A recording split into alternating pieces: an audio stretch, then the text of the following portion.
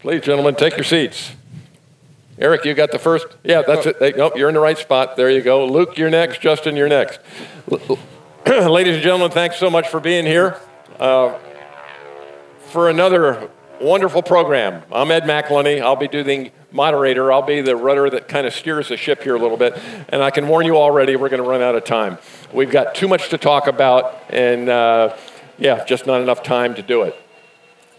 Quick introductions. Eric Zipkin is the first guy here. I'm not exactly sure. I'm just going to call you the mission commander. I think that's the best way to put it. He is obviously a C-47 pilot.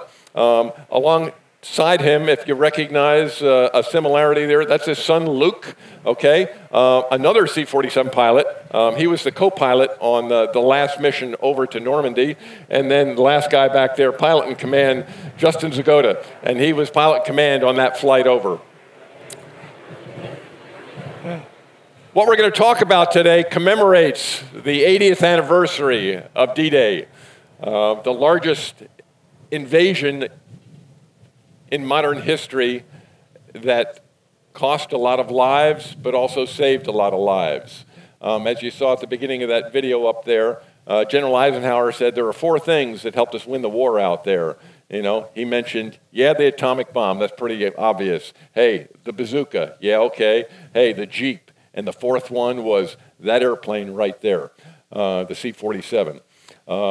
They launched a lot of them. They had a lot of weather problems. They launched at night. They dropped a lot of soldiers. They towed gliders. It has been the workhorse forever. And what we're going to do today is basically, Eric and I are going to go walk over there and describe a little bit about these guys jumping out of the airplanes, how they did it. We'll show you, hey, actual static line there.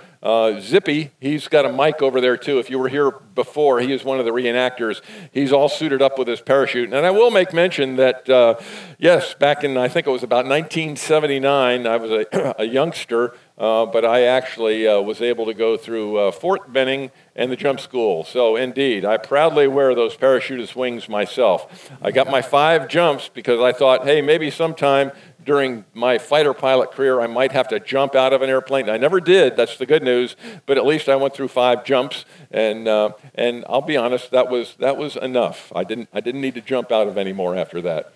So Eric, join me, please. And this is the guy, this team, by the way, took this airplane over to Normandy this last year. They were there to commemorate the 80th anniversary, and they actually had jumpers jumping out. And we'll get into some of those conversations. But I got to say, besides being the mission commander and being a pilot of this thing, I'm also going to say thanks for being a patriot, okay? Thank you. You're obviously honoring that event and those men and women that participated. So thanks for keeping that alive for us. I really appreciate it. Oh, you're quite welcome. Thank you for having me. All right. Before we go any further, let's just talk real quick. Hey, the name of this airplane is Placid Lassie, okay? Where'd that come from? So the Placid Lassie is the original wartime name of the aircraft. When we first started flying her and we brought her to Normandy in 2014, we were approached by a very passionate historian. He says, I know your airplane, and it did not have the nose art. And he identified that by the serial number that this aircraft was indeed Placid Lassie. And he went further and he opened up the unit history, and this aircraft was on the cover of the pictures of this aircraft were on the cover of the unit history. So that's the name Placid Lassie.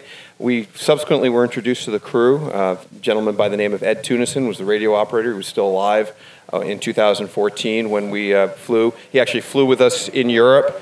Once we made contact, he came over and flew with us, and he explained Placid Lassie. She was the calmest and smoothest aircraft when they would warm up every morning, and that's why they called her Placid and Lassie, because guys talk about airplanes like they're girls, and that was that is the story. Okay. How about I noticed that over on the left engine cowling here. Oops, excuse me. There's a name, you guys can't see it out there, but it says Eager Eileen, where'd that come from? So we have Idling Ada and Eager Eileen are the two engines, and they were named after the respective wives of the crew chief and the radio operator. And so one of the most wonderful memories I have of working with Ed Tunison is his then 70-something-year-old son accompanied him, and he started talking about Eager Eileen. Hey, she was really eager, and his son, who's 70, was squirming right next to him. He says, "Dad, you're talking about Mom that way." Yep, calm down. Okay, let's go back towards the back here. Mm-hmm. How much time you got in these things, by the way? I don't know, not enough. Several hundred hours. Okay. Yeah. All right. And what we're going to do is we're going to proceed back to the jump door back here, and I think our cameraman's going to be able to follow us. And do your best. Just kind of, you'll be able to see it on the big screen, I think, up there. And just make sure I don't walk into the wing here. And yeah, give us a quick description of, hey, the door, the static line, and hey, we'll talk to Zippy and these folks here in a minute. Yeah, sure. So this, I guess in C-47 parlance, this is the business end. We have the jump door, which is basically just a plug that comes out of the standard cargo door, which is set up to be the right size and shape for parachutists to jump out. And then you have an anchor line which runs through the center of the aircraft, which is where the static lines would be attached to, and people would jump out. I do not have 5 jumps out, and I don't intend to. I understand. The other business end, which is oftentimes forgotten, is in the tail, which we can't really see right there, but it's the glider tow hook. Placid Lassie actually is a D-Day veteran aircraft, as I mentioned, and she towed a glider for the first wave of operations. Describe that briefly. I mean, how many gliders could they tow? How did they get them off the ground? Was it a matter they took off with them, or did they hook up and grab them? How'd that work? They could tow up to 2, but given the loads during D-Day, most of the time they would just tow 1 aircraft, and a lot of the accounts that we've read is they would basically make the entire crossing at takeoff power because of the weight. So you would take off like we do with sport gliders now, with a glider on tow, and go and fly across the channel. The gliders are kind of the unsung heroes in many ways of D-Day and all airborne operations. And what kind of speeds were they flying when not only when they towed gliders, but when you dropped? So when ideally the drop, when we do parachute drops for reenactors, we're dropping around 100 to 105 knots. Okay. Again, first-hand accounts said that they didn't slow down very much when they were dropping in combat because they wanted to get in and out as quickly as possible. Same idea. We jumped today at 1,000 to 1,500 feet AGL. Again, first-hand accounts, they were jumping at 600 feet or lower. Okay. Yeah. I'm going to go over here to Zippy for a second. And if you haven't been here for the reenactors, Zippy's dressed up like the guy who's really going out of the airplane here. So Zippy, describe, some of the stuff that you're wearing right now. So the equipment that I'm wearing the M1 helmet with the paratrooper liner. It does have this extra chin strap that is secured. Something that was mentioned before, too, is the Griswold bag, which wasn't dropped when they dropped in Holland, but the Griswold bag, since they hadn't really slowed down and they exited the door at much faster speeds than they should have. Equipment did get ripped off of them, and including that Griswold bag. And it's probably, if you've seen Band of Brothers, you've seen that when Lieutenant Winters comes down and he has a strap and he has no rifle. If I may, with the video, with all of those misdrops, that actually worked to the advantage to the Americans because it confused the Germans. But unlike other armies, and the German army, many times the British army, all of the American paratroopers knew their roles, knew their missions down to the detail. So even those misdrops, they were able to form small units and have small unit actions and get their mission accomplished. As far as the gear, I do have rigger pouches. The rigger pouches are a little bit different than the standard pouches. They could hold more magazines. Thank you, Ernie. The rigger pouches would hold more magazines. I usually have my M1 carbine, but I do have excuse me, M1 Grand, but I do have my M1 Carbine. So the pouches were a little bit different than that. I believe we actually may have M1923 cartridge belt around. Here we go. James is actually wearing the M1923 cartridge belt. Those would hold the end blocks that went with the M1 Grand rifle. Some of the other specialty gear I have on, if I turn around, I do have an E-tool, the entrenching tool. But this one, I have cut the handle down. Otherwise, the handle would have been down here. So I do have a wire cutter set. I have my shortened E-tool. Tucked back under here is actually, there's a leather pouch. This has my TL29 knife and also a set of pliers. Coming around, I do have, I believe back here is my canteen. The Musette bag. Shane, if you could hold this for me, please. No, actually, that would show pretty well. Shane actually has a Musette bag worn in the position like a backpack that it would be on your back. However, and he doesn't have it clipped in, which is perfect. If we can flip this over, you might have to take his helmet off. This is the position that I have it on right here, and I have my letdown rope as well, which is secured here in case I got caught in a tree or something. But my Musette bag is flipped over just like we did with Shane, and that, obviously, it's not a backpack at this point, but allows me, therefore, to get the T5 parachute on, and it sits lower than the reserve, and then my reserve is here. So when you did land and you took off your reserve, took off your harness, because the chute's already gone, or out, deployed, you would then take that Musette bag, flip it over, and then get back on the road. As we said, if the Griswold bag was ripped off, you might have to find a replacement. In the meantime, by the time they jumped in Holland, they would generally just stuck it in their behind their parachute harness and their belly band, and then jump with it ready to deploy. All right.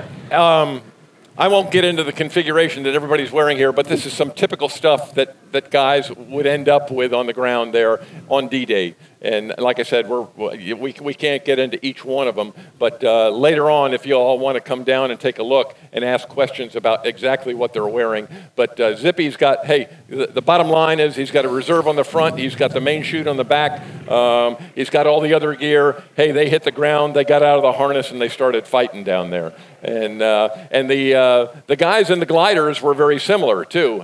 They just didn't have this thing on the front and this thing on the back. And they didn't get combat pay either, by the way. The glider guys did not. Is that right? Straight pay, no hazard pay. No hazard pay. So all right, we're going to keep walking back out to the front here, talk a little bit more about the airplane. But you guys, thank you very much. And please don't go away. You know, let these guys, when we're done, they'll be able to ask some questions. And yeah, you can take a look at, hey, what was that configuration when they went out? Go ahead. Sir, we never have enough time to talk as much as we'd like about everything, as you know, Warbirds in Review. Yeah, crowd-wise, please stop by, talk to us, ask us any questions. Yeah, and your area, by the way, is, hey, described down at the end of this road right here, off to the right, and that's where they hang out all the time. So, yes, sir. Yeah, thank you. Now we're going back to the airplane here a little bit, and we're going to, from a configuration, engine, flying standpoint, what are the motors? So they're Pratt & Whitney R1830-92s, 1,200 horsepower engines, and they're actually that's kind of one of the many things that makes this a C-47 as opposed to a DC-3. The DC-3 was originally built with Wright engines, but they were pressed into service in the bombers, so they used the Pratt & Whitney engine for the C-47s. Okay. And typical speeds, and I'll ask. Well, let's go over here and sit down for a minute. I'm curious. We talked about the drop speeds and stuff like that, but how about your cruise speeds? And we'll let these guys. These are the guys who were flying the airplane. Justin, how about how fast were you going on the way over? Well, when we were heavy, we were at 120, and then as we got lighter, we were able to get to a whopping 130. Okay, and as long as we're on that topic, how about describe the stops? Where'd you start? Where'd you stop? And how many stops? So going over, we started in Oxford, Connecticut. First day we flew to Presque Isle, Maine, which would have been one of the last American stop points in the war. It was the last American fuel you could buy. From there, we went to Goose Bay, Canada. From Goose, we went to Reykjavik, Iceland, then to Prestwick, Scotland, down to Northweld, England, which was kind of our home base for the first week we were over there. Okay. And Luke, what was your job in the right seat there? Did you have a quote? Well, and by the way, Justin flies for some airline, I think, and does this for a living. But normally on trips, and I did that for a while too. But we would have an augmented crew. What kind of augmented crew did you have on this airplane? Well, this airplane's 82 years old, and she doesn't have an autopilot. So I'm there. We had a 10.5-hour leg between Goose Bay, Canada, and Reykjavik, Iceland. So we certainly had plenty of time to trade out flying duties. And how much time you got in one of these things? Oh, around about 50 hours, most of which is over a lot of cold water. All right. Now, more details about what went on during D-Day, and if y'all were here yesterday, you had a chance to see the other airplane, another C-47 here. It dropped some real paratroopers. How about numbers? How many? And I should have asked Zippy over there. Typical drop numbers. They talk about 28 passengers in it, but that's not the number of paratroopers. Normally, it was something less, somewhere around 20, something like that. Fully equipped? That's correct. In wartime, the fully equipped paratroopers are kind of heavy. They like to carry a lot of kit with them.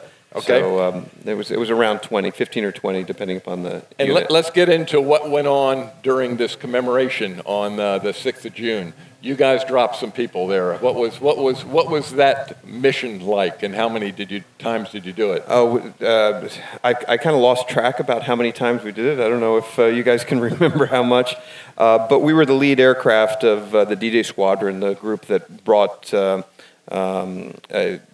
commemoration group of C-47s across the Atlantic to participate in the 80th anniversary.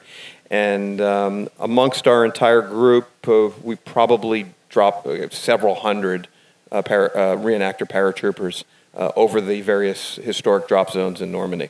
And how big were your formations for this? For this event, it was about between 6 and 10 aircraft. Okay. Our largest formation was 10 aircraft. We did this event 5 years ago for the 75th. We had a 12 aircraft formation at that time. That's about the largest formation of C-47s that we've ever done. Okay, and compare that to what really went on D-Day. How many airplanes launched, and how many? So well over 800. And 800 airplanes. 800 aircraft, yeah. Okay. So what we did pales in comparison to that, but it does give a little bit of an understanding of the logistical challenge and the operational challenge of putting that many airplanes together at night in IMC. It gives you a new appreciation for just the basic flying portion of it. Forget about the combat element to it. And speaking of that, the men that flew this back then, average age was?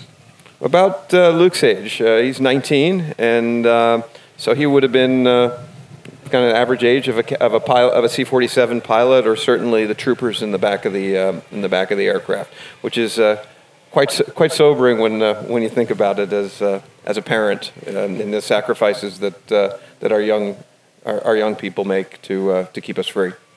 You've made 3 crossings back and forth. You were there, I said, for the 70th, the 75th, and the 80th. I'll just ask now, I'm sure that there were some issues in the crossings. I'm curious, what was the worst, if you will, for any of those crossings? I think the biggest challenge, honestly, is the cold. Okay. I think if you guys can relate. There's no insulation. There's very, very little heat. We're flying along. I think the temperature in the cabin was minus 20 Celsius. Our lavatory froze because it is so cold, and you're sitting for such a long time immobile. That really is probably to me was the biggest challenge. What was typical cruise altitude? We've done everything from... Yeah, we crossed over averaging 11, and then the return we averaged about 8,000. Okay. Yeah. And winds, did they help out? Did they hurt? How bad were they? We had really good winds helping us over there. So the flight to Iceland was about 9 hours. The return flight, we had terrible winds, and it was about 10 and a half, close to 11 hours in the air. Okay. Talk a little bit about flying the airplanes. You guys are all very experienced. And I'll just say, how many names does this thing have? Hey, it's officially the C-47 Skytrain. Then the Brits, I guess, called it the Dakota. The Navy calls it the R4D. Okay. Right. Then you get into the AC side of it, and it's Spooky, or it's Puff the Magic Dragon. And what do you guys like to call it? Well, Lassie. Well, Placid, we call her Lassie. Lassie, okay, all right. Because of the history of the aircraft, it was a British group that originally got her airworthy when she was discovered, and so they always called her a Dakota. So I'm still kind of partial to the British Dakota. I understand. Okay, but now getting back to flying the airplane itself. Big, heavy, relatively speaking. A tail dragger, obviously. In fact, Luke, there was some story about tail draggers. Have you ever flown a nose wheel airplane? No, I'm trying to avoid it as best I can. I think he's kind of unique in that, yeah. All his ratings, and he's got private commercial instruments, CFI, everything has been done in a tailwheel airplane. So he's a very experienced tailwheel pilot. But I ask in that regard, how is it to land? How is it to take off? Is it pretty placid, or is it and I'll ask Luke first with all the tailwheel time. What do you think? Is it an easier one? Is it a more difficult one? I think they were being pretty honest when they called it Placid Lassie. She's been pretty good to us, and compared to some of the other airplanes that are out there, there are lots of different weird little quirks, but she's really pretty straightforward. Justin, what do you think? Easy airplane? It helps when your rudder is about 1 acre, so she handles well. And I got to ask you, Eric, what do you think? She's a very straightforward tail dragger, very straightforward aircraft. Not the sportiest thing in the world. She's built to go from point A to point B and be very solid, and she does that extraordinarily well. How about crosswinds? How's it doing crosswinds? Big problem? Is there a limitation? I'm sure there is. I'm sure it was broken in wartime, including gross weight and everything. She's pretty good in crosswinds. Nice big rudder, good rudder authority. A lot of adverse yaw. The ailerons are not very effective in roll. They're very good in yaw. Okay. So you have to be very aware of what the what the ailerons are going to do. In a crosswind situation, but you treat her right, and she treats you right. How about weight and CG? Easy to overload, or can you, if you can put it in there, you can carry it. And is there a CG problem? You got to be careful about where you put the stuff. Oh, it's any large aircraft. You have to be careful about center of gravity. This is no different. I think history has proven that this airplane can carry well beyond its design weight. There's some military manuals that we've researched and we look at, and they publish charts well above 30,000 pounds. The civilian gross weight is 25,000 pounds on this, but the military publishes charts well above 30,000 pounds, and then there's a notation or additional weight for mission needs. Mm-hmm. Okay. At the bottom. So, how about putting up with gunfire? Any bullet holes in this airplane? Not that I'm aware of. Okay. So it escaped, if you will. I mean, she did escape. Yeah. Of the original 5 crew in the war, 1 crew member was killed in the crash of another aircraft. Okay. But the rest of the crew survived, and she was damaged in a landing act. Actually, she was struck by a landing aircraft while parked in the kind of the craziness after D-Day. So an advanced landing field. So. Okay. How about talk? Who owns it, and do you know much of the acquisition process of it? Yeah. So Lassie is owned by the Tunison Foundation, which is a nonprofit flying museum that was established by a gentleman by the name of James Lyle, who originally identified this aircraft, sponsored its restoration, and ultimately wanted to have the aircraft fly perpetually beyond his involvement of the aircraft, his involvement with the aircraft. So we're a nonprofit. We both operate Lassie. We lead the D-Day Squadron, which is kind of the amalgamation of the C-47s that are out there commemorating D-Day and all the other events that C-47 was involved in. And we partner with a number of other organizations, similar organizations like Commemorative Air Force, and a number of other organizations like that's to put on events and to commemorate. Was it a massive rebuild when they first acquired it? Was there a lot to be done to it, or was it in reasonable flying condition? So Lassie, we found her most recent civilian job was before we acquired her. Well, she was a freighter and had been actually abandoned, more or less abandoned in North Georgia. Had been flying baby chicks up and down the East Coast, and as often happens with old freighters, there was maintenance that was required, and the operator couldn't pay for the maintenance, and she was pushed off into the corner of the field.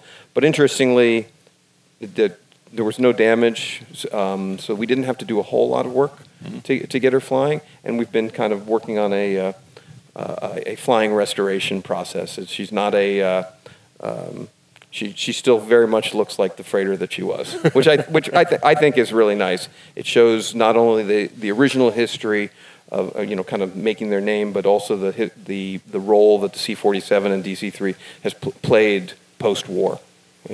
Okay, how about cost? What's it burn per hour? I'll ask first fuel. How much does it, and then I'll ask oil after that. So she burned. We flight plan about 100 gallons an hour. Okay. In long cruise we burn a little bit less than that, and we budget about a gallon of oil per hour. It's been going up. It goes up as the time gets up on the engine. So we're probably getting to about a gallon per hour per engine. And how long will those engines last? How long did they last in the war? Do you know offhand how many hours? Did they put lots of hours on them? I doubt it. Okay. I doubt it. They were not. This is not about longevity. This was about getting the mission done in the short term. I think the published TBO for an 1830 is 1,400 hours. Okay. We've got one of our engines. I can't remember, is it the right or the left engine? One of our engines was put on during the restoration in 2010, or kind of the rebirth of Lassie in 2010, and she's been flying ever since. So that engine's got probably 900-ish hours on it, and still going strong. Right? I should find some wood to knock on, but she's still going strong. Mm-hmm. Mm-hmm. That's good. All right. Well, I'm going to see if there's anything else we've kind of missed. Everybody can see what the wingspan is, about how high it is. Visibility is good. Justin, what do you think? Visibility from up there? I mean, you look at some of these fighters, they're zigzagging down the taxiway. It's one of the few tail draggers you don't have to S-turn while taxing. Okay. Your visibility is good enough, take off, landing, and taxiing. You can just keep going straight, and you can see where you're going. Mm-hmm. How about landing that thing at night? Night land? Do you do much of it? I haven't done one. Okay, because I was curious. You think about all those airplanes that they launched during D-Day, and they were launching in bad weather. They were launching at night, and they were having to fly formation. And it just amazes me how they did that without really. I mean, they did it with their eyeballs, basically. And you guys fly formation here, and I'll ask Eric. You probably get the most formation time in that thing. Easy airplane, hard airplane to fly formation with? Well, it's not a sports car. Huh? So it's you have to think a lot when you're flying formation, because you have to anticipate. You have a lot of mass, a lot of inertia. But I take particular pride in showing people that we can actually fly the aircraft in formation. If you didn't see him, by the way, yesterday, you were flight lead yesterday, weren't Correct. you? Yeah. On the two-ship, the other airplane dropped the paratroopers, but I was impressed. I've flown a lot of formation, and I'm just going, wow, that's two DC-3s out there, and they're both doing an outstanding job. And I've never flown formation in DC-3, but yeah, it looks like you say, you got to stay ahead of the game, and if you can, then you guys make it look good.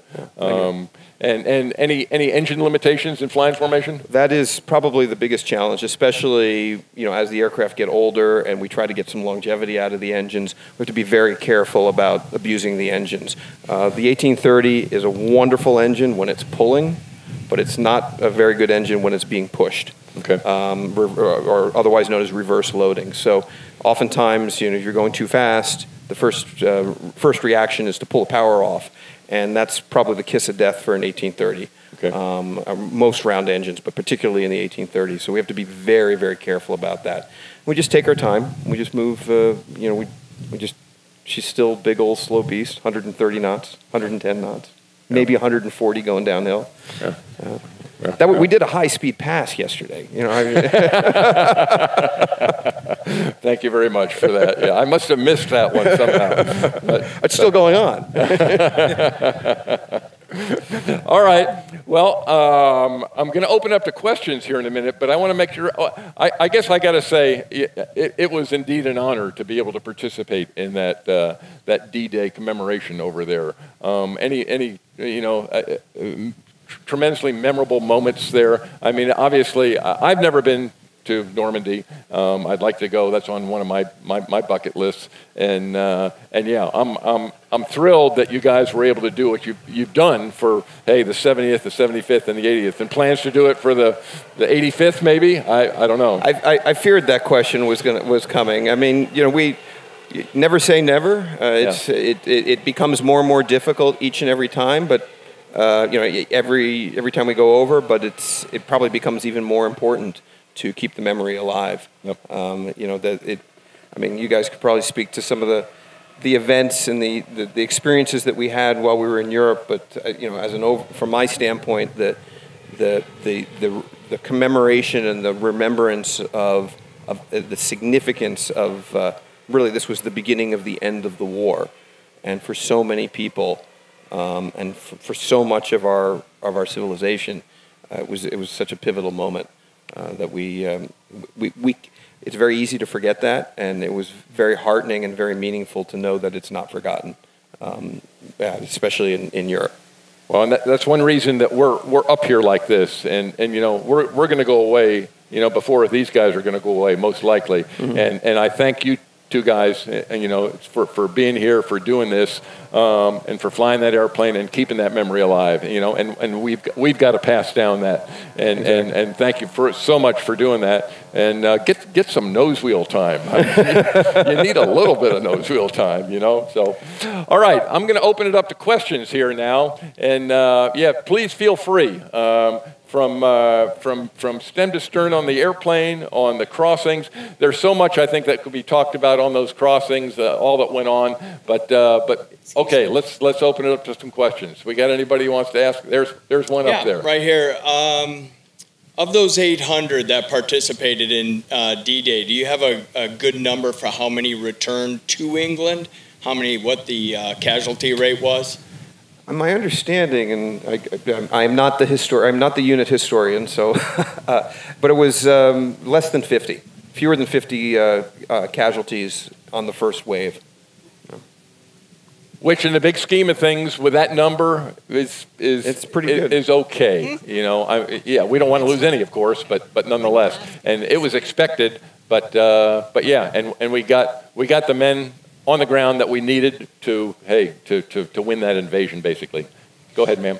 Thank you all, first of all, for doing what you do. On the commemorative jump, were the jumpers former military, or who jumped when you guys were flying this?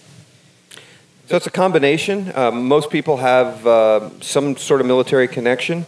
We actually, like the jumpers that jumped the last couple days, they come from all walks of life. It's really the commonality is wanting to commemorate and remember the sacrifices.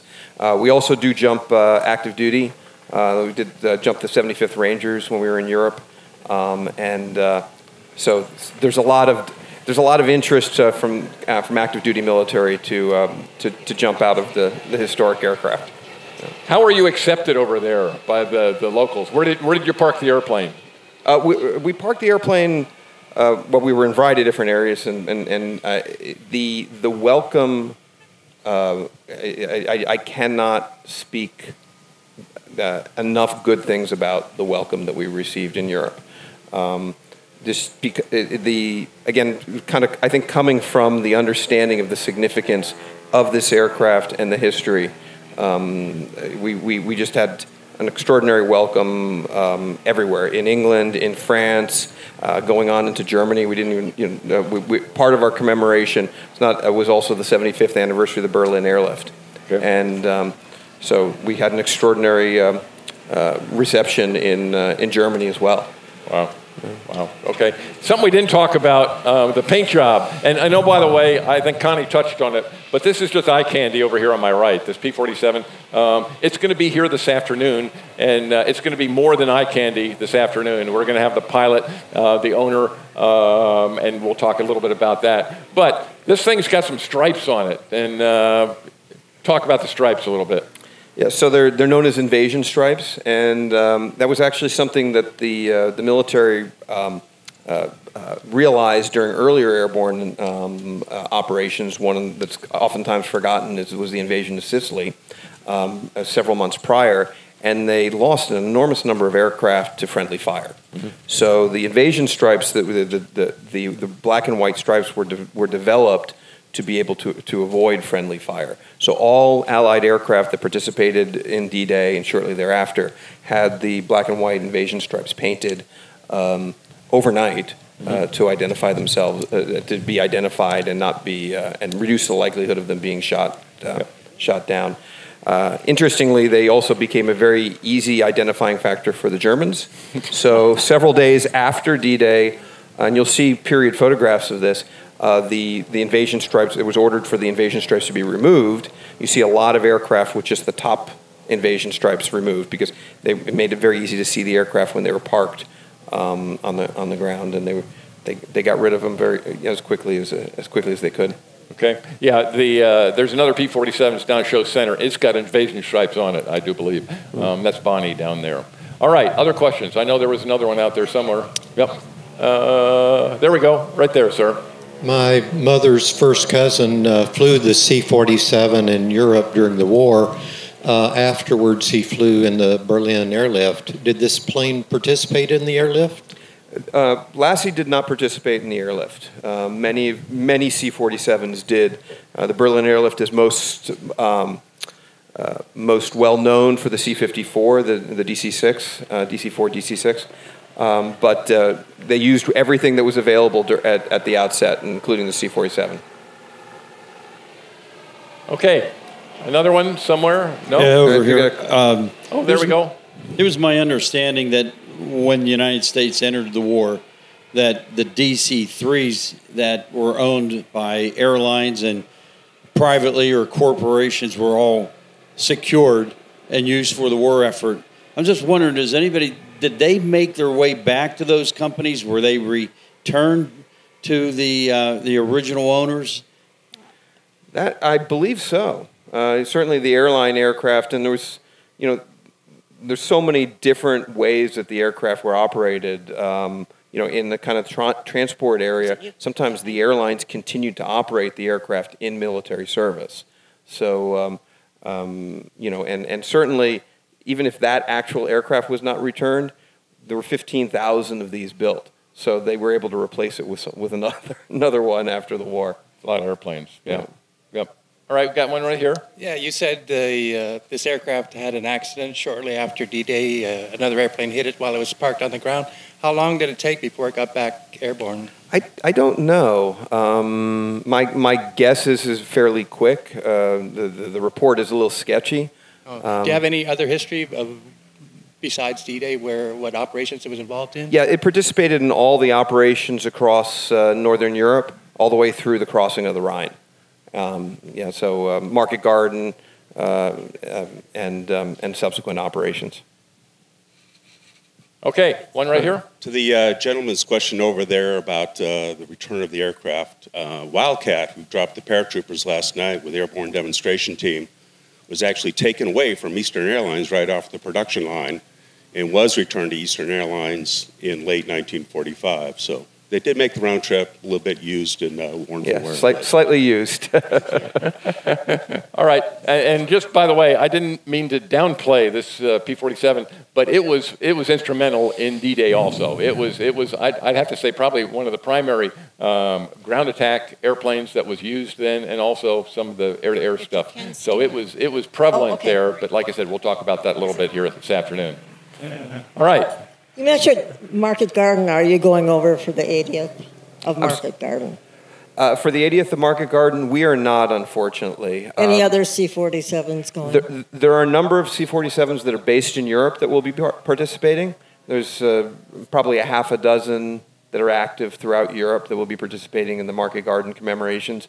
The big challenge for us is one of weather. Market Garden happens so late in the fall that when we come back across the Atlantic, we're really dealing with winter weather, which it really starts pushing the risk level up significantly. Speaking of that, how's it doing ice? Have you messed around at all?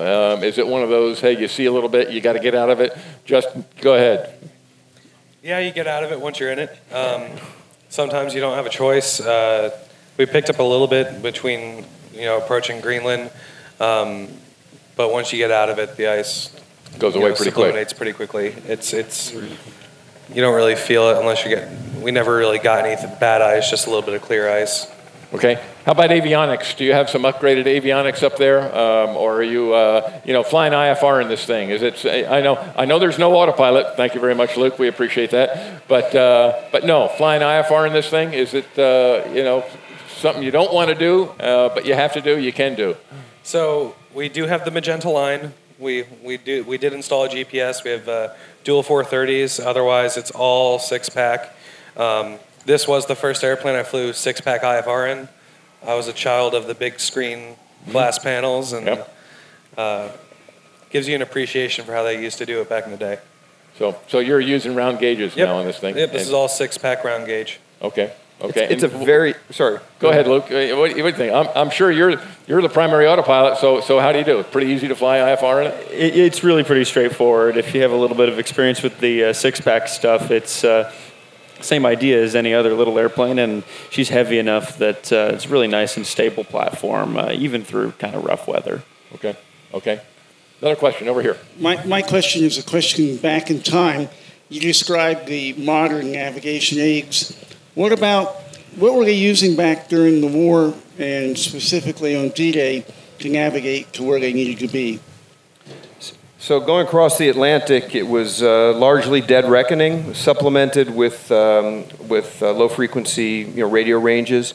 Although they, you couldn't always trust them because the Germans were well known for deploying U-boats with dummy beacons that would lead the aircraft astray. It's probably, for a C-47 crew, it was probably one of the most dangerous things that they did was going across the Atlantic, because today we have continuous data stream, the weather, and of course we have the magenta line that we can follow. But we just have that continuous communication, continuous data stream, and that did not exist at all during the wartime. On actual D-Day, I think the reenactors were showing. Yeah, hold on, let's get Zippy. Hey, paratrooper Zippy, pay attention. Come up here for a minute, please. Front and center. All right. The Pathfinders were the first guys that were dropped, and they were the guys who, were supposed to more or less lay out the drop zone and get ready for the mass invasion. But those Pathfinders traveled with, go ahead, Zippy, you're on. Tell them about what's in front of you right there. There were two items. Marker panels, obviously not at night, wouldn't work, but the Eureka beacon here would be set up, and then the Rebecca in the cockpit would actually pick that signal up. So there were two ways. They could either do it by radio signal here, or we do also have, Matt Miller brought out the light, so you can actually signal from the ground with the lights, but primarily the Eureka beacon. There were some cases where equipment was lost as well, which attributed to some of those missed drops from the drop zone. Okay, and that box also had an explosive charge in it, didn't it? If the enemy captured that? Didn't it blow up or something like that? Didn't they? I thought there was an explosive charge involved in some of it. I had heard stories about that. I'm not 100% sure. Okay. All right, but that's part of the navigation process that they used during D-Day, hey, to make sure they got to the right drop zone. And as we already talked about, a lot of them didn't, but that was to our advantage somewhat and the Germans' disadvantage. So, all right, other questions out here? There's one up at the top there. Oh, we need a microphone, though. Guys. Of the beacon? Yeah, any idea what the range of the beacon was? How close did they need to come to pick it up? Memory is probably not going to work with me right now. I'm drawing a blank. I believe it was about 10 or 12 miles. Okay. That's what I want to say. I don't recall exactly, but the number that sticks in my head is 10 or 12. I suspect that it was relative to altitude also. The lower they got, probably, hey, you know, the shorter the range was. That's what I found in some of my encounters. So yeah. All right, there's one right there. I'm curious to know how y'all manage maintenance when going over to Europe and what kind of spare parts you're able to bring. And obviously you can't bring everything, so just curious on the maintenance side for planning for contingencies. Well, I think the part of our team that's not here, we have a team of almost 25 people that support just Lassie, and of course all the other aircraft were very similar. So we have a team of volunteers, a really dedicated team of volunteers that traveled with us various stops, and we did phase inspections out on the ramp.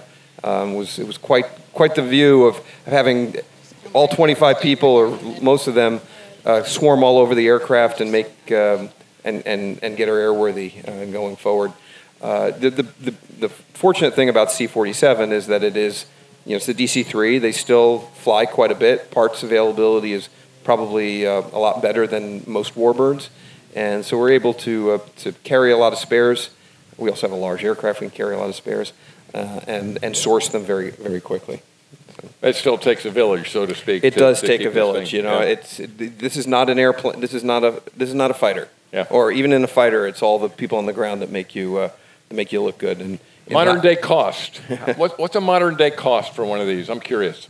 What's to buy or to operate? Yeah, if for the somebody aircraft or for the engine wanted to get into the Warbird business, we talked about you know, at the very beginning of these shows, we had an L5 out here. You know, $30,000 you could buy an L5 and get in and be a Warbird kind of guy.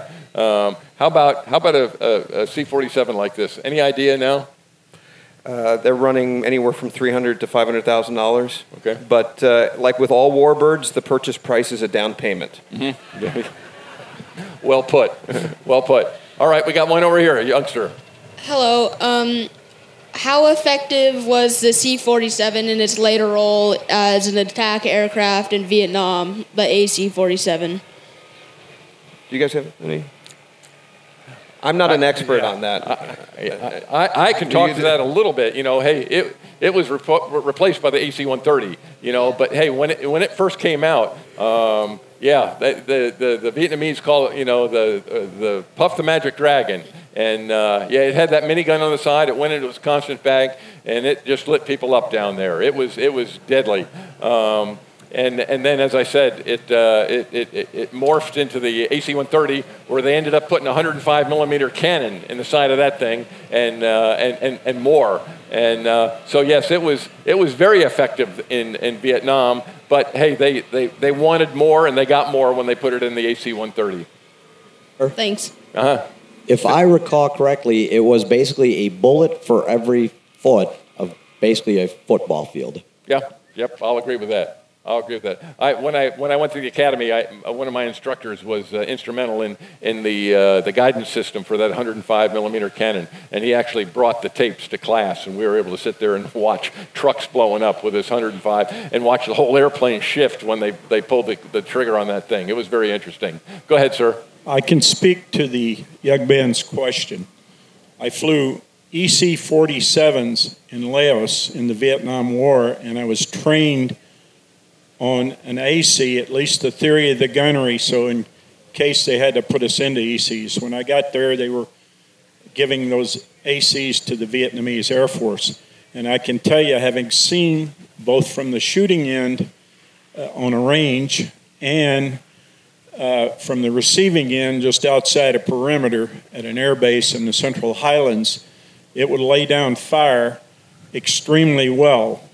And it's just based on the firing triangle, altitude and offset of a target. It's not unlike flying a base, turning a final and putting that target in the 8 o'clock position. Very, very effective, these airplanes. Yep. I got to fly it geolocating enemy radios on the ground and providing targeting data for B-52s and other sources. Thank you for your service. Thank you. Thank you. And before I end, I'm going to ask, and I typically do this in my presentations, I'm going to ask veterans, active duty, please rise. We want to say thank you to you all. Sit down. Not a bit. Sit down.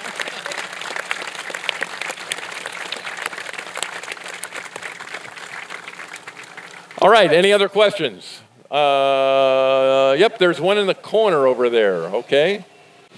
I actually flew a lot of hours spraying gypsy moth mosquitoes at 150 feet, but I did fly with our one pilot was a gunner airplane, but there's a DC-3 in Dover, Delaware, at the Air Museum, and they have it equipped out with all the pods underneath, and there's radio things that's antennas up there by the cabin.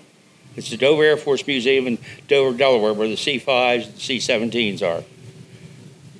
It's well-equipped DC-3, and their DC-3 don't fly, but it does have a bullet hole through one of the seats. And 2 or 3 years ago, they had 2 guys that come back that actually sat in that airplane and told the story. Wow. That's great. Wow. All right, I'm going to say we're about out of time here. So, gentlemen, including Zippy, thank you to you and your reenactors. Thanks for being authentic with your dress and your descriptions. Eric, I got to say thank you for being here. Thanks for the foundation, for doing what you do for our country. I mean, and truly speaking, you represented our country when you went over there. So, Luke, thank you. Thanks for having us. Justin, appreciate it very much. Thank you, folks.